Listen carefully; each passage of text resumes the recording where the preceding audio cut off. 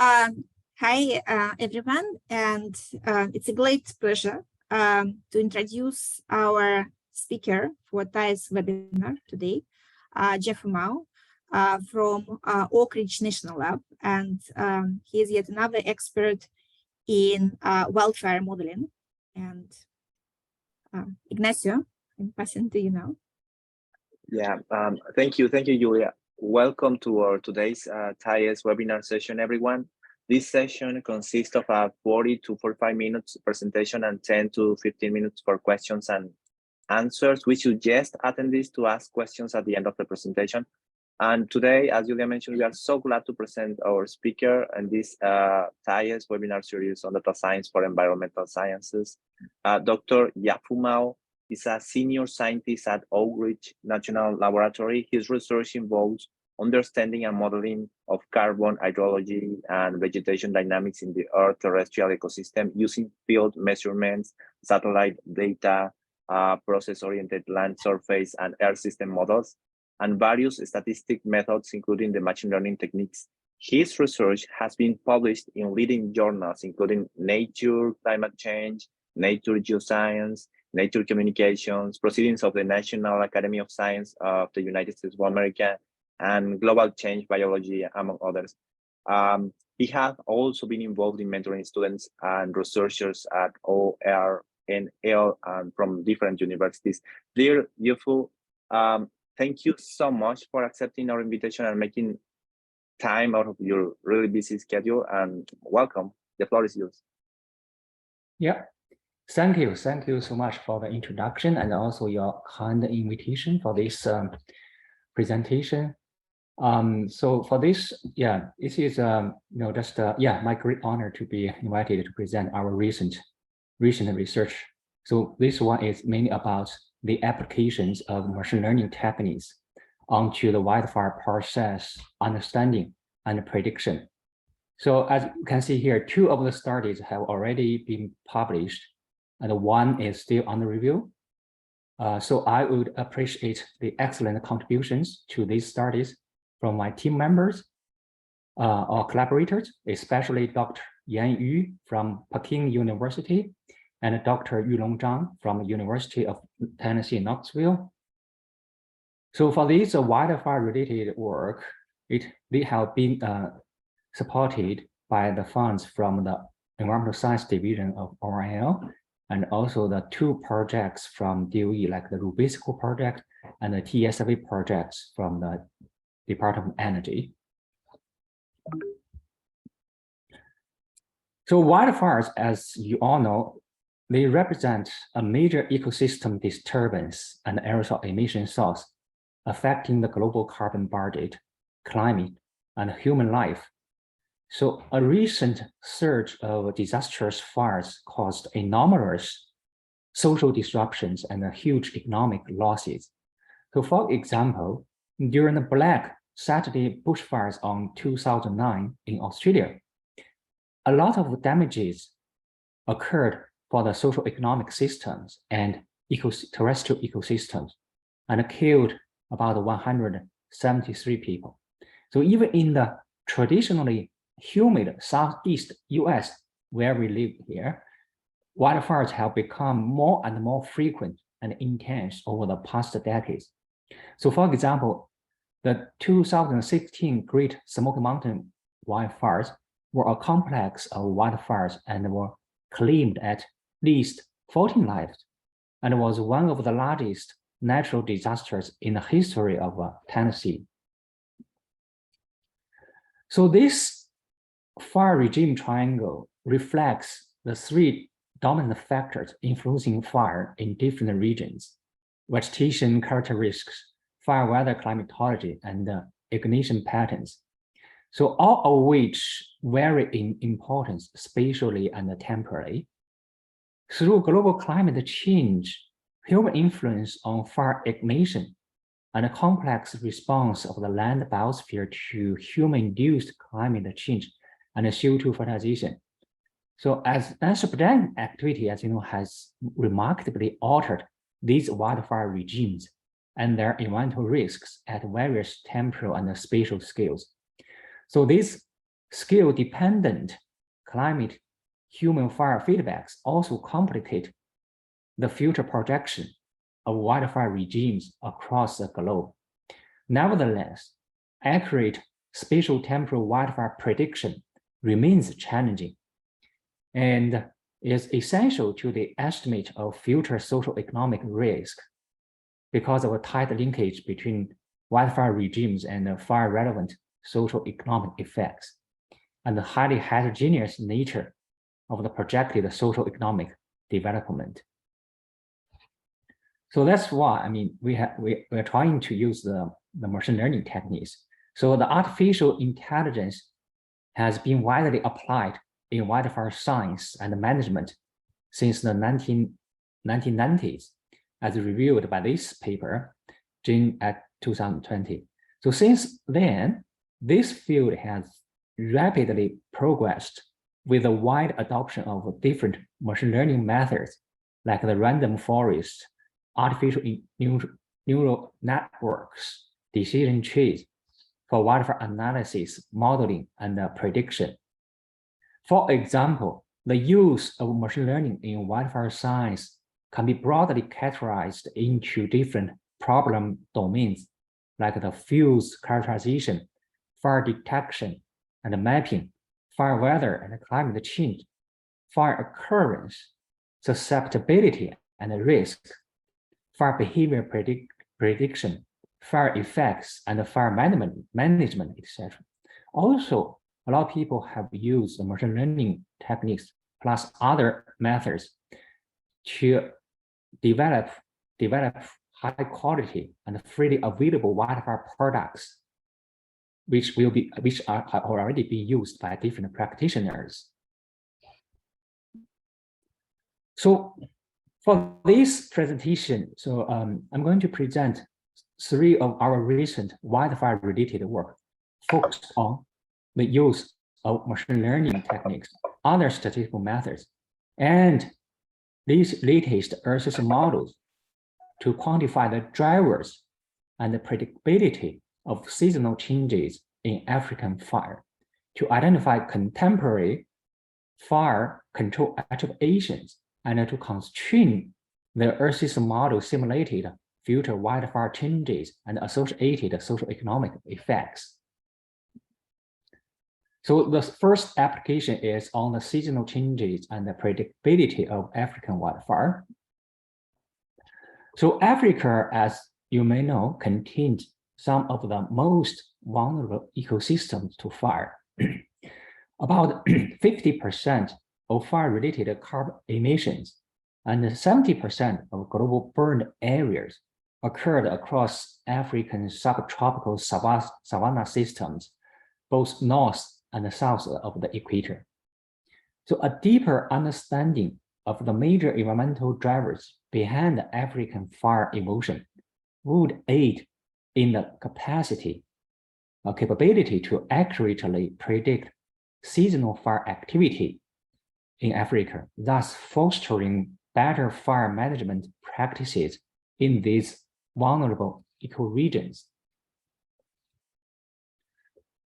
So Africa has already been shown to be very sensitive to global sea surface temperatures variability and the regional land surface changes on the seasonal time scale based on previous studies.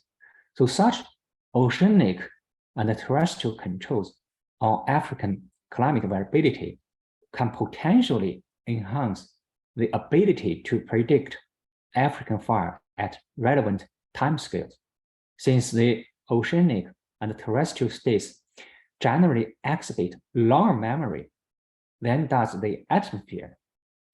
So for this work, the stepwise generalized equilibrium feedback assessment, the SGFA method, which is a lagged covariance statistical method, was first applied to simultaneously assess the impacts of oceanic and terrestrial drivers, including the different SSTs from different ocean basins and different index and soil moisture from the land surface.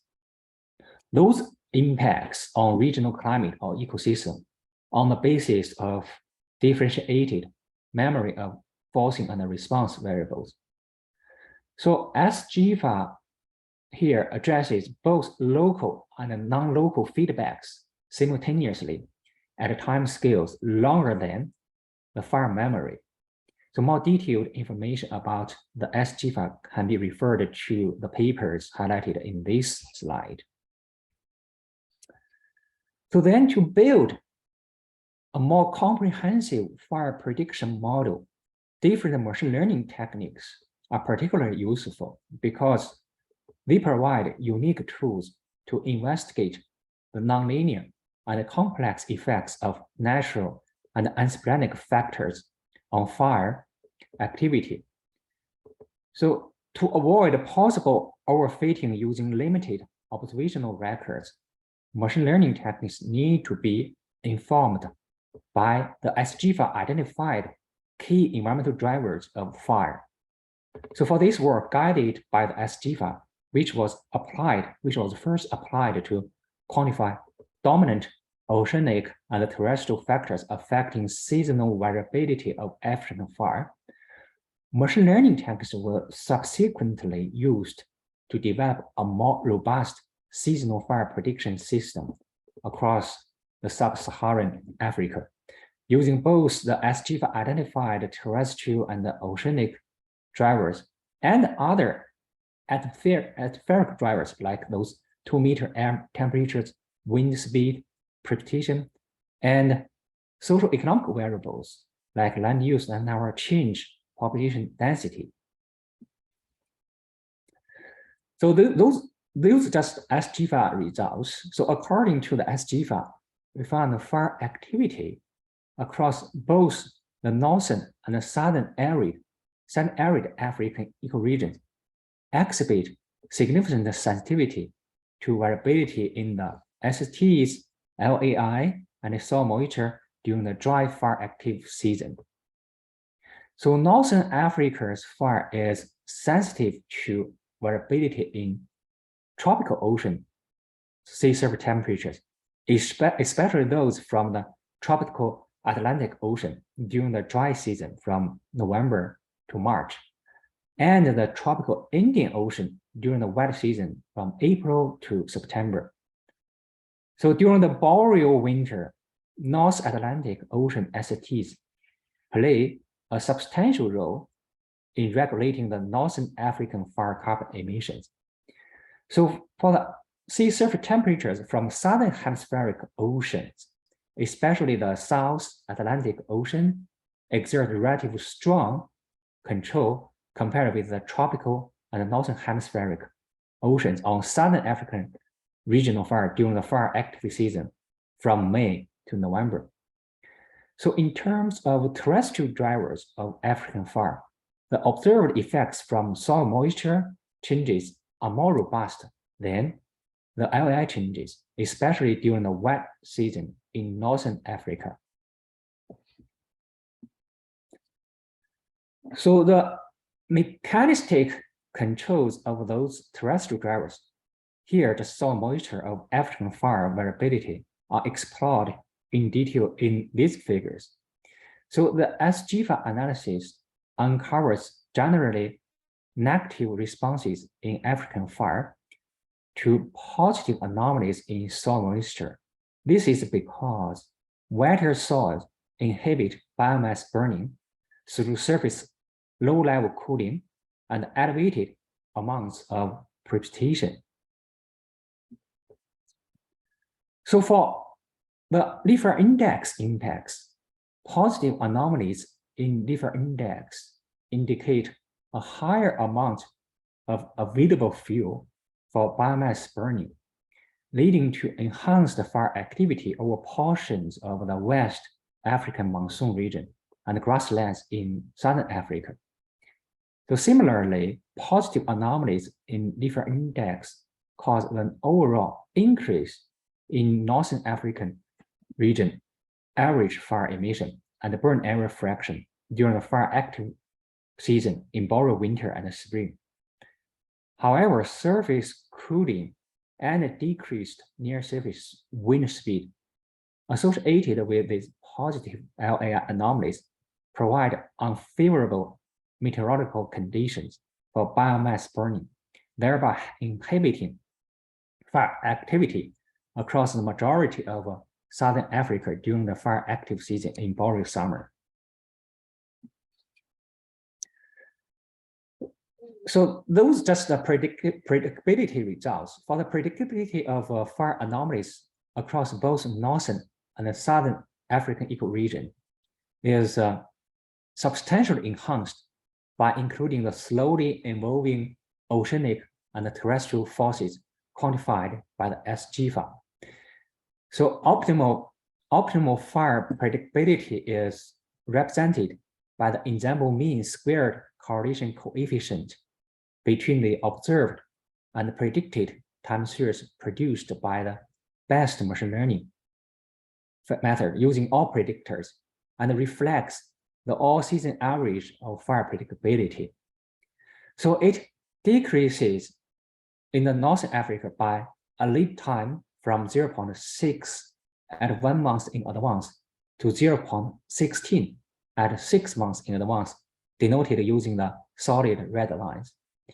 Then fire carbon emission in Northern Africa can be accurately predicted at 1 month in advance if only using the selected oceanic and terrestrial predictors identified by the SGFA method. So here they are denoted using solid black line.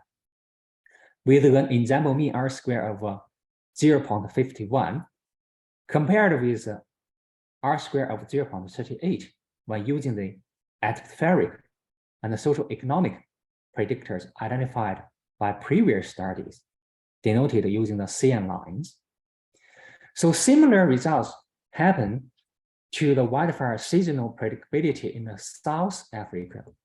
However, based on the current analytical framework, as you can see here, the Northern Africa ecoregion generally exhibits higher predictability of its fire activity than Southern Africa, indicating a higher dependency of Northern African fire activity on the selected environmental and socioeconomic factors, and a higher predictability with these factors.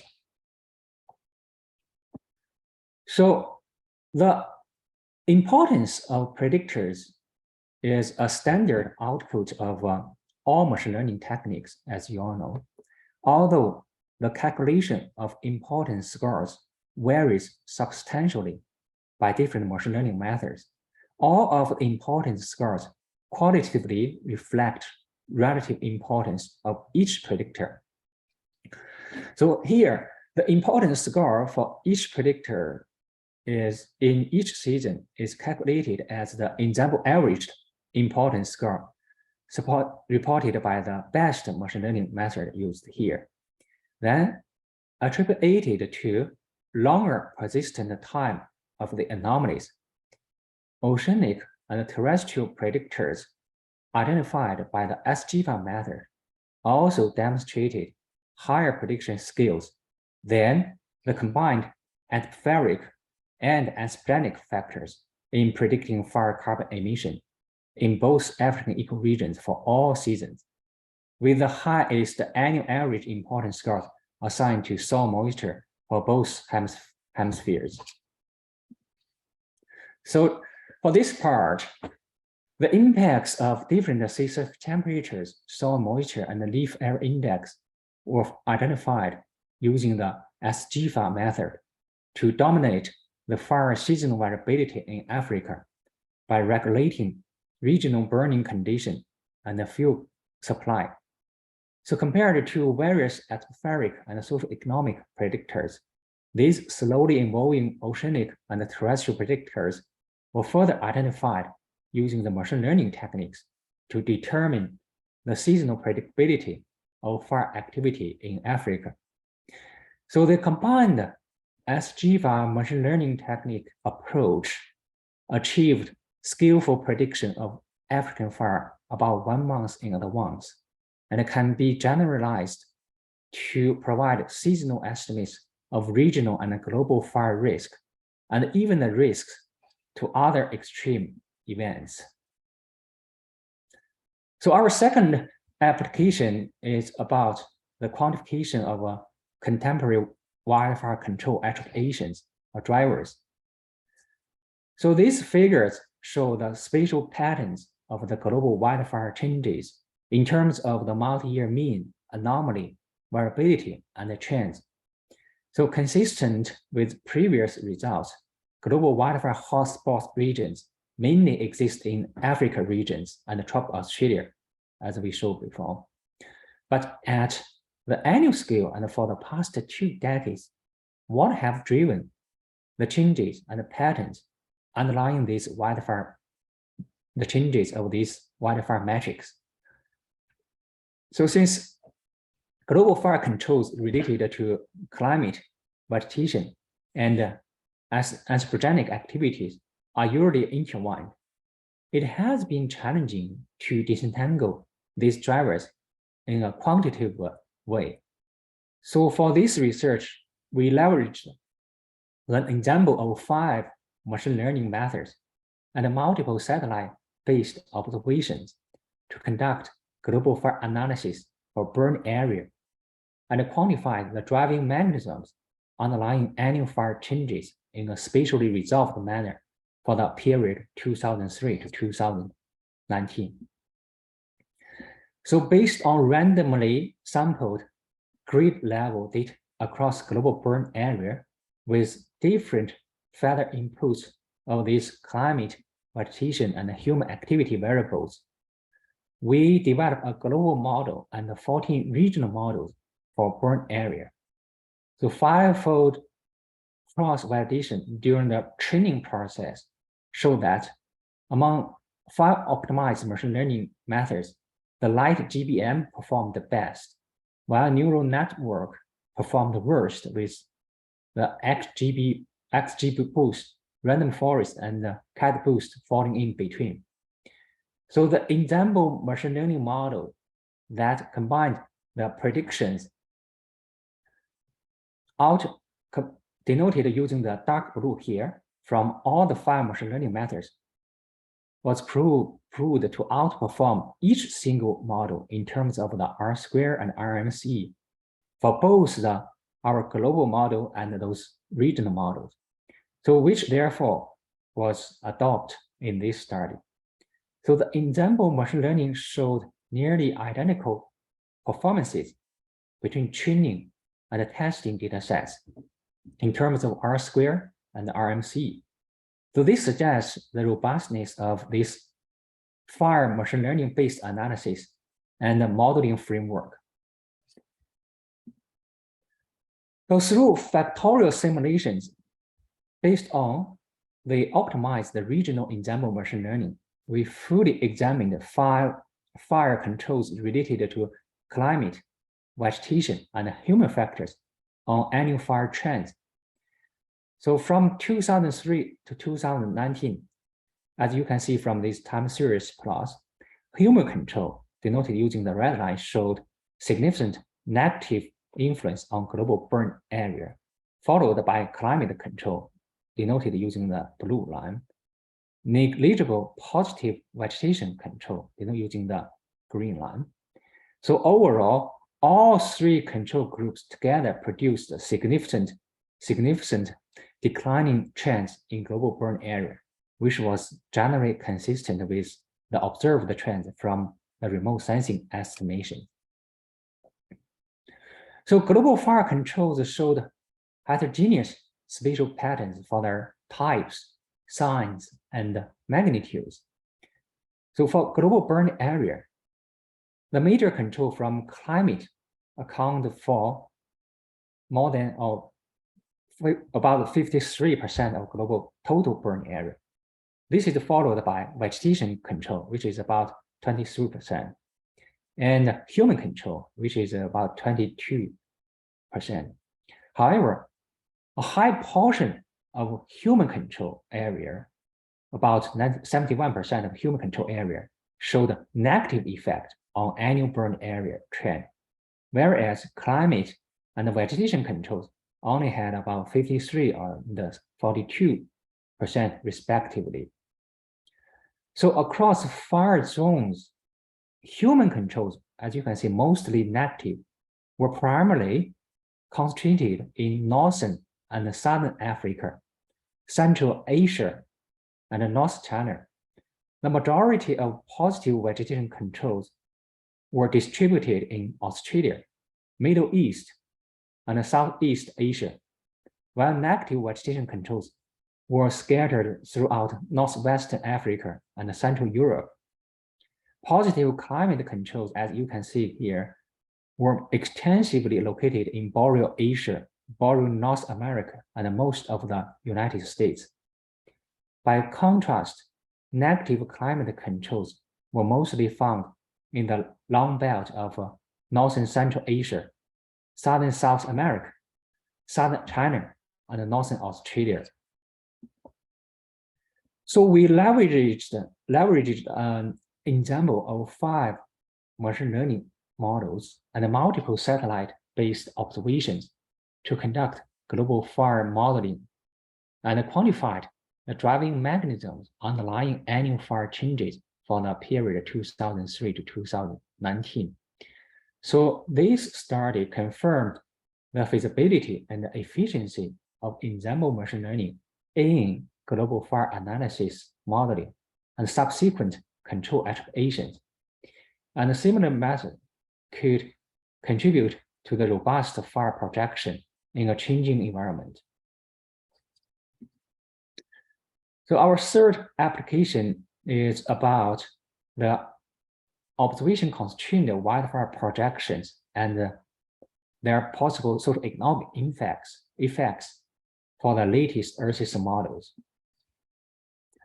So as you can see here, process-based Earth system models, they have the potential to account for many human vegetation fire climate interaction and are thus suggested as a practical way to predict future changes of wildfire and associated socioeconomic exposure. However, reliable long-term wildfire simulations and projections remain highly uncertain and challenging. So for example, compared with the observations, the ensemble mean of the latest Earth system models significantly overestimate the historical wildfire carbon emission for most area of the globe. And different Earth system models, as you can see from this time series, they demonstrate big intermodal differences for the future wildfire changes. So these Earth system models, errors, biases, uncertainties, so they are mainly due to limited or insufficient representations of those human vegetation fire climate feedbacks in the Earth system models. So this actually means for the modeling community, we either need to continue the detailed calibration improvement of the Earth system model components or different components of Earth system models, especially those processes, schemes related to wildfire activities. Or alternatively, this community may need to figure out efficient and effective ways, methods, or frameworks to better constrain the model results or reduce the model errors. So for this study, we actually focus on the latter. So this study, we developed a machine learning-based analytical framework to establish an observation-constrained projection of global fire carbon emissions and the socioeconomic risk using 38 members from 1376 Earth system models and various sources of observations. So the Earth system models, so they provide a coupled carbon ecosystem climate simulations with a wide range of processes and parameterizations included. So their terrestrial components typically contain fire models with process-based or date-based parameterization for various landscapes, accounting for effects of changes in both land surface meteorological states, vegetation soil conditions, and human activities on fire regimes.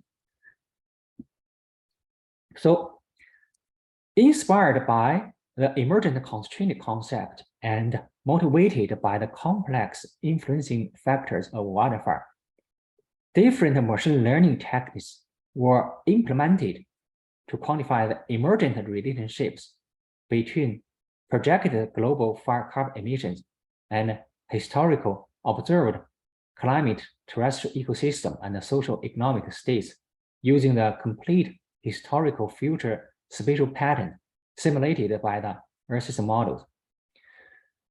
So different machine learning methods here, again, they provide useful tools to investigate the nonlinear and complex effects of natural and anthropogenic factors on wildfire activities, and have been successfully used for predicting seasonal fire carbon emissions and burn areas in Africa, as mentioned and shown before.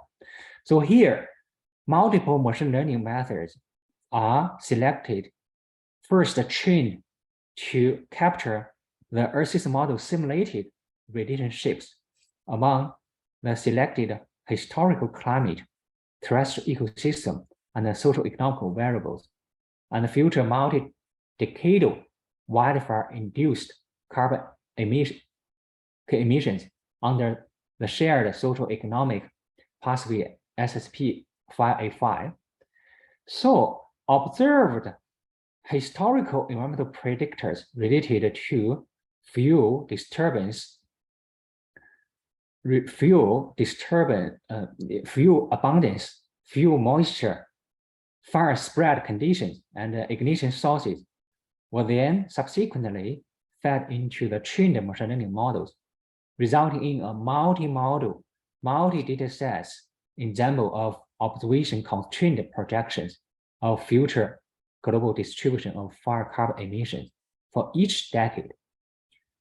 So the social economic risks associated with future wildfires were then quantified using the default and observation-constrained ensemble projections of fire carbon emissions, along with the population, GDP, and agricultural area projected under the same SSP. So the machine learning technique-based observation constraint substantially boost the consistency between the simulated and observed wildfire activities for the validation period, which is 2007 to 2016. So in terms of both the magnitude and spatial pattern of global fire carbon emissions, as you can see from this difference plot. So the observation constrained product substantially reduces the estimation of fire carbon emissions over sparsely vegetated regions, tropical rainforest, northern boreal regions, and densely populated regions in North America and Europe, as well as the underestimation of fire carbon emissions over the savanna in Africa from most analyzed Earth system models. However, relatively large error between the observation constrained and observed fire carbon emission remains in the present fire-prone regions like those tropical and subtropical Africa, subtropical South America, and Southeast Asia. So for the error matrix, namely RMC and R-square, these produced by the machine learning techniques based observation constraint are significantly better than those derived from the original and other method like the traditional emergent constraint approach, demonstrating the effectiveness of the current approach in resolving the spatial patterns of historical wildfires. So the default multi-model ensemble denoted using the black line here projects a 6% per decade increase in global total fire carbon emissions from the 2010s to the 2090s. Then according to the observation constrained multi-model ensemble denoted using the red line, the global fire carbon emission is projected to increase by 4.1% from the 2010 to 2090s.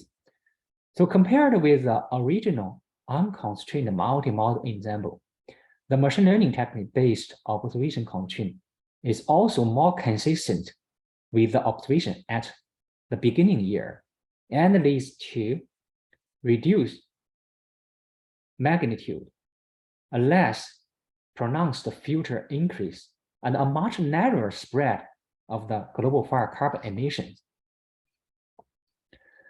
So the projected evolution of fire carbon emission attribution is also substantially altered by the observational constraint for both the mean values and the trends. So overall, the observation constraint ensemble estimates a robust increase in future fire carbon emissions over most of the global land, with only a few regions showing an insignificant decrease, like those regions in Northern Boreal regions in Eurasia and the North America Great Lakes region. In contrast, the default multi-model ensemble consistently projects increased fire carbon emissions over the Northern Hemispheric, subtropical, and Boreal regions, as well as Southern Africa and Southern Australia. So when we zoom in the North American region, we found evident local differences for the trends between the default and the constrained results. For example, the original multi-model ensemble simulates enhanced fire carbon emissions across the subtropical, temperate, and boreal forest in the North America during the 21st century to a larger extent than the observation constrained multi-model ensemble. And the observation constrained ensemble estimates a more drastic increase in fire carbon emissions in the Northeast United States and even in the traditional humid Appalachian Mountains where we live. For the latter, it may indicate the Southern Appalachian region where several major fire events have already happened, as I showed in the first slide, will likely become more and more vulnerable to wildfire changes. But these trends still need further investigation and validation. So we also examined the relative contribution of each driver's projected trend to the projected wildfire trends in a specific region or at the global scale. For disentangling the dynamic mechanism underlying future evolution of regional wildfires. So these tasks benefit from the important score as an output of machine learning techniques. So as you can see here, relative humidity, surface air temperature, and the leaf index will likely become more and more important for the future wildfire trends. Orography and other human factors like those land use and cover change variables, they play relatively less importance than those climate and vegetation factors. Furthermore, this Earth's model displayed consistently strong linkage between the simulated historical and future fire carbon emissions. So this suggests the primary need for the modeling community to improve historical wildfire simulation for better prediction of future wildfire evolution. So the distinct future evolutions of fire carbon emissions intensifies and the spatial patterns projected by the original and observation constrained multi-model ensembles also lead to their divergent projections on socioeconomic exposure to wildfires at both global and national scales. Under the projected changes in global fire carbon emissions and socioeconomic development, the global wildfire exposure in population, GDP, and agricultural area is projected to increase by 5.5% per decade and 40.6% per decade and 2.5% per decade, respectively. And during the 21st century, based on the observation constrained multi-model, multi-data ensemble. So as a comparison, the original multi-model ensemble project similar absolute changes as the observation constrained ensemble, yet with a weaker relative increase because these default models simulate higher historical wildfire risks.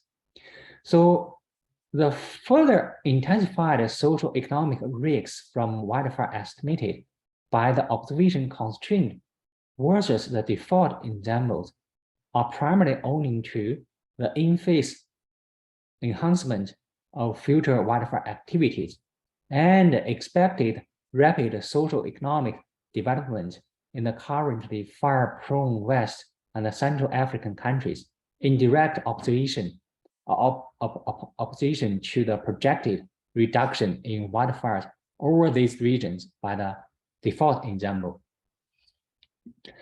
So for this work, we developed a machine learning-based analytical framework to establish observation constraint projection of fire carbon emissions and the socioeconomic exposure. The results indicated weaker increase in future fire carbon emissions, but higher socioeconomic risks caused by compound regional enhancement of future wildfire activity and socioeconomic development. So the reliable projections of wildfire and associated socioeconomic risks are crucial for the development of efficient and effective adaptation and mitigation strategies. So just some take-home messages. So our team has tried to investigate the drivers and the predictability of seasonal changes in African fire, perform contemporary fire control attributions, and constrain the Earth system model simulated future wildfire using machine learning process models and various observations. So we found the combined SGFA machine learning method could achieve skillful prediction of African fire at 0.6 at 1 month in advance. And such method may be generalized to provide seasonal estimates of regional fire risks or risk of other extreme events. So global wildfire attribution study confirmed the feasibility and efficiency of ensemble machine learning, and associated factorial simulations facilitate the drivers quantification and lay the foundation for wildfire analysis, future wildfire analysis and modeling. So the machine learning-based emergent constraining framework is particularly useful for prediction and projection of variables with complex driving factors, such as wildfire regimes and extreme climates. However, as you know, the wildfire understanding and prediction remains challenging. We would call for the development of hybrid wildfire modeling framework, like a combination of the machine learning techniques and the process or mechanics modeling for both the wildfire constraint, simulation, process understanding, and prediction. Then for the wildfire impacts, we would call for more effective applications of machine learning techniques onto the estimation of post-fire ecosystem recovery and climate feedbacks, and the estimation of socioeconomic impacts and mitigation. Thank you. Thank you so much, Jiafu. First of all, I invite everyone to mute their microphone and let us give a round of applause to Jiafu Mao for this very interesting presentation of wildfires. Thank you very much. Thank you too. Thank you so much, Jiafu. Now, if any of the attendees wish to ask any questions, you can unmute yourself. Also, you may write questions on the chat.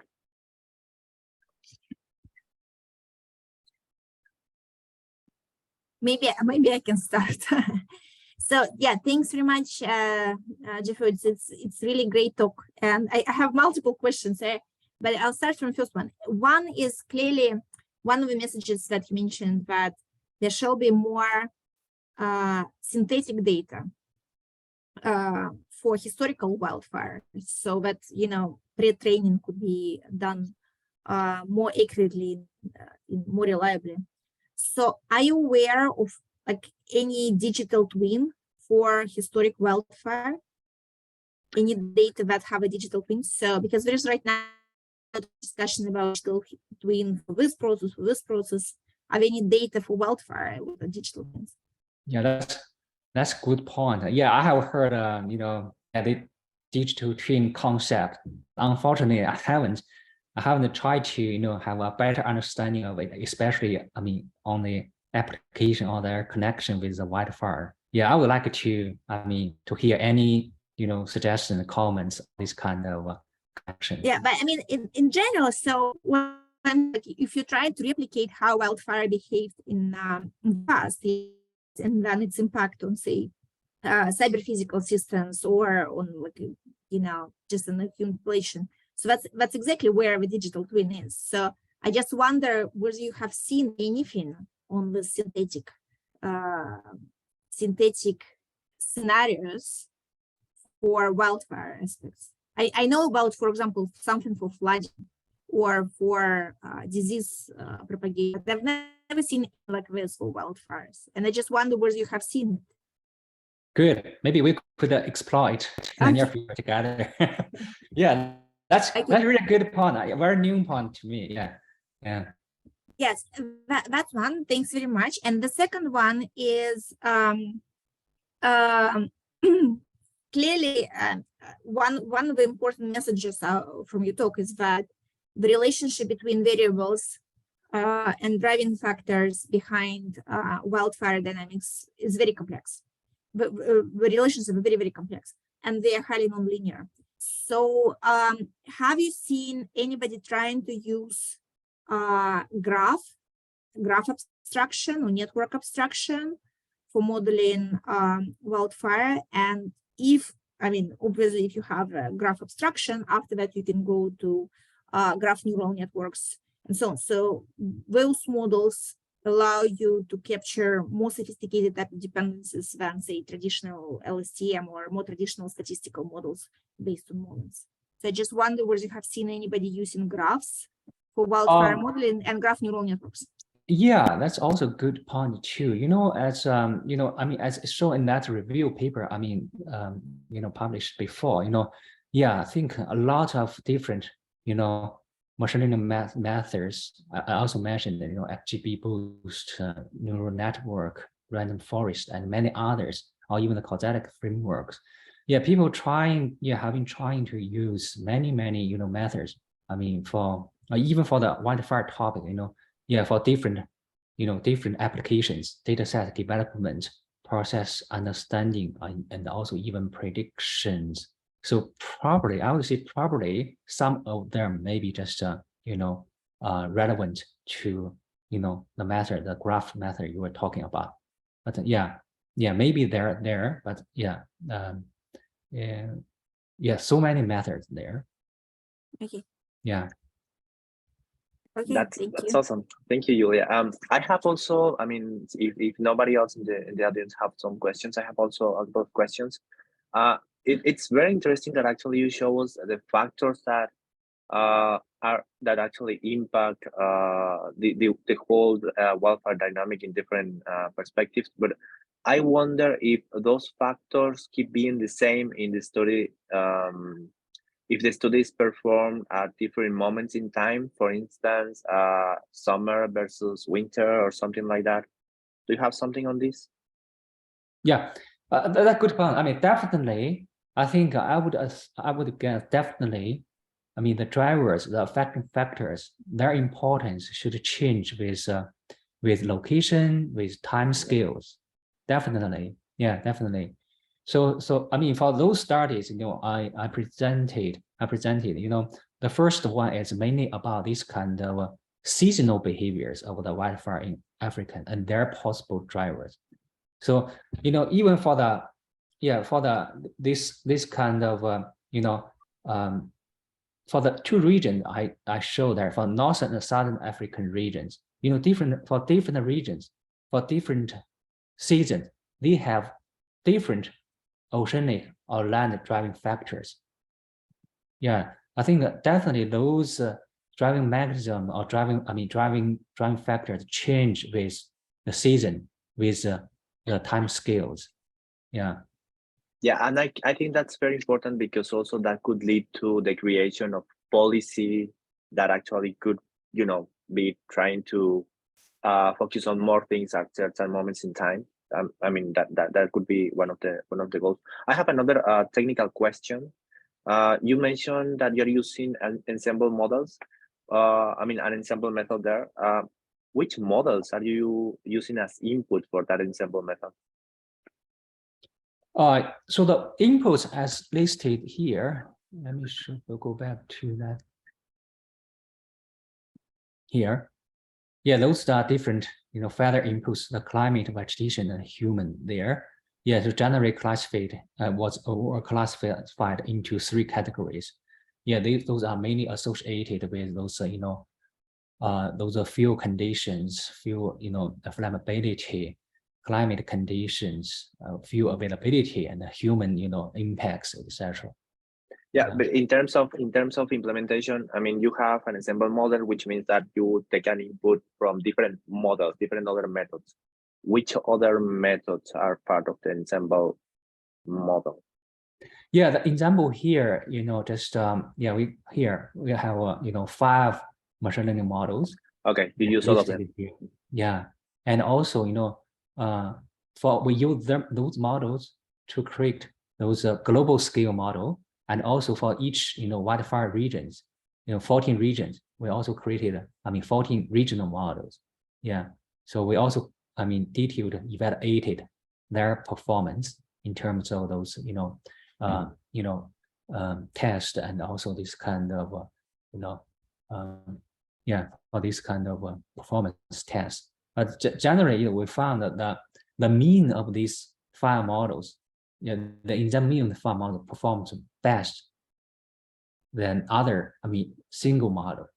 So that, so in the following factorial analysis, we just focus on the use of these the mean machine learning models to do this kind of factorial attribution study. Oh, fun. Thank you so much, Jiafu. There is one question from the audience. Let me read it. Apart from the fire emission, this is from Militino. Apart from the fire emission, which is the target variable in the models, do you model the occurrence absence of fire? How do you get data from satellites? Which ones? Let me see. Can I see the chat? No, cannot see the chat. So can you repeat that question? Yes. Okay, sorry. Apart from the fire emission, which one is the target variable in the models? That's one question. Another is, do you model the occurrence absence of fire? And the third one is about where did you get the data? Yeah. So for this, Earth's models, I think this is mainly about the Earth's model output. Yeah, for this fire-related variables, those models, the public available variables are mainly the burn area and also the fire carbon emission for the Earth's model. So we have those outputs. I think those are mainly at monthly temperature scales for the, both the historical and the future periods. Yeah, for those, the wildfire component within these Earth's models, I think they can simulate those wildfire ignition, wildfire spread. This kind of, wildfire processes. Yeah, definitely for those, basic, wildfire related metrics, we can, if you are interested in just, one particular model, for example, for those, maybe for the CLM model of the, within the CESM model, I think they may actually can output those specific wildfire metrics for you. But since we got those results from the, the CIMIC-6, this kind of, simulations. Yeah, I think they don't provide those specific, variables at, fire temperature scale, like the daily scales or even weekly scales. Thank you so much, Jiafu. Yeah, Julia. I have one more question. Sorry. So, what is the longest prediction horizon have you seen? Like you mentioned 1 month, but I mean, what are the? Is it the longest prediction horizon we can? I mean, like a. So for not like in a global scale, but in a scale, like on a local scale, what will happen? You know, not like a general trend of number of, you know, wildfires or something, but, you know, where the wildfire will happen in this particular area. What is the longest horizon, forecasting horizon right now? Longest horizon, yeah, if my understanding is right, you know, yeah, so those, I mean, for those data sets, you know, we typically use for those Earth model simulations, they are either at 1 by 1 degree or half degree. You know, 1 by 1 is about 100 kilometers by 100 kilometers, half 50 kilometers for those Earth models. But for this analysis, you know, just using those observational data sets, it really depends. Yeah, different sources of, you know, remote sensing based observations and different sources of the climate, which is human. Yeah, they have different spatial resolution and also temporal resolution. Really depends on your, I mean, your purpose. Mm-hmm. Yeah. So, but in for, I would say, clearly there are, I mean, depending on what you're trying to do with projections and forecasts, you know, you will have different type of resolutions. But for example, for decision making, like a short-term decision making, what is the longest temporal horizon you are forecasting, or other people forecasting? For example, say we're trying to plan where this area will have wildfire, not like in 2030, but I mean, say in the next few years or in the next 6 months. I mean, what is the typical horizon, let's put it like that, for forecasting wildfires? Oh, again, I think it really depends on, I mean, which wildfire modeling system you are using, and also what's your, I mean, what's the need of the practitioners and also decision makers. Yeah, it's you know, for those Earth system model, their spatial temporal resolution quite coarser than those, you know, maybe this kind of you know, weather model. I mean, those kinds of, you know, weather model based wildfire prediction systems, they can be done at, you know, 1 kilometer, I would say at least, you know, and also they can predict, you know, weekly or even monthly or even annual scales, this kind of projections. Yeah, really depends on which modeling system, which data system, I mean, which data set, sources of data sets you want to use. Okay, I see. Yeah. Thank you very much. Thank you. Thank you very much, Jiafu. Well, I think that if there is more questions, it could be sent maybe via email. So I'm going to close. Many thanks to all participants for attending this TIES webinar. You may keep an eye in our website, environmetrics.xyz. See you in our next webinar and have an excellent rest of the day. Thank you very much. Thank you. Thank you.